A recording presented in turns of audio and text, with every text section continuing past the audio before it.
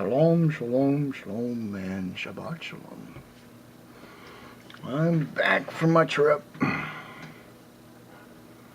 Long, hard, I'll fold that later. Long, hard drive. And sort of warm. Trip up was sort of rough. It was pitch black. Didn't see hardly a thing. And my night vision, every time a stray light hit my face, it just like blinded me. But I'm back. Had a good time. Saw a few things. Looked around. Had a lot of in-depth conversation.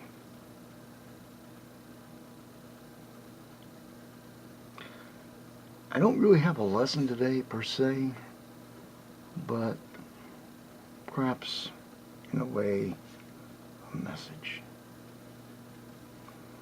Because I've been thinking about it since this morning and waiting for him to tell me what I am to talk about. He told me not to say a joke, so I gotta skip the joke.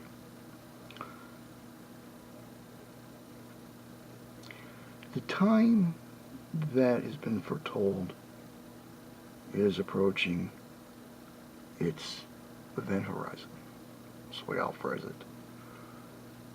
All the necessary components of the future are now in place. But it's not yet time. Still some time to work on things. Still some time to get your life together. Time to get your spirituality together. Time to prepare for what is coming. Unfortunately for the pre-tribbers, there is no rapture. So you're going to be here with the rest of us. Sorry. There is not going to be a beam out for you. You will have to go through it just like everybody else. I've debunked this more times than I ever care for. I actually have a formalized debunk statement. Matthew 13, don't remember the verses off my top of my head, but you'll find it Matthew 13, parable of the weed explanation. You can also refer to it, and I've got the actual passage, but it's in around Daniel 9:42, somewhere a little bit below, where it goes into after 62 weeks, the Mashiach will be cut off and have nothing. No rapture, guys. Sorry. Even God says there's not going to be one.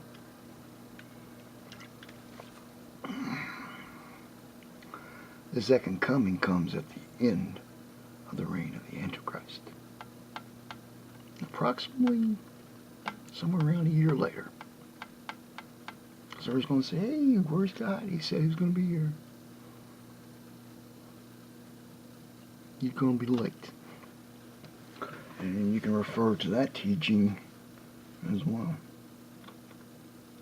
where it talks about the 5 wise virgins and the 5 foolish virgins. Don't expect it to happen when you think it is. He'll come back when the time is right. But the Antichrist is on a tight time schedule. That is predictable. That will come. And there's nothing that can be done to stop it. As much as I would like to stop it myself, the world seems to want to perpetuate his return. And I did say return, because he's been here before. Now, I've been talking to my brother John on another subject, and I feel like I'm being pushed into saying things I'm not ready to talk about yet. And I'm not.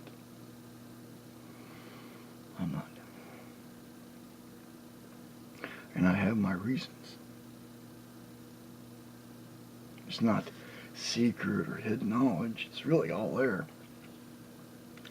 It's just most people don't look at everything, don't put it together, don't see what's going on around them. It is part of the great deception. Like the rapture. It's part of the great deception. To make the church unprepared to what's coming. Sort of what Saul of Tarsus did early on as the false prophet of his time. And that's provable. Revelations 2, verse 3. Unless you want to call John the Younger a liar, who was a disciple of Yeshua. Isa. Sorry, Sarah. Isa. And, well, you have that right, I guess, but then you'd have to prove it. And you would lose in the proof. So, Bible, the Mark of the Beast group, you can take everything that was written by Saul of Tarsus. You can shred that all you like. It's not worth much. Because his deception is all within there. Yeah, really, I don't have much really to give for a true message. Except you need to get ready. And you need to stop believing man-made doctrine and start actually believing the true Word of God. And don't believe anybody who tells you the opposite.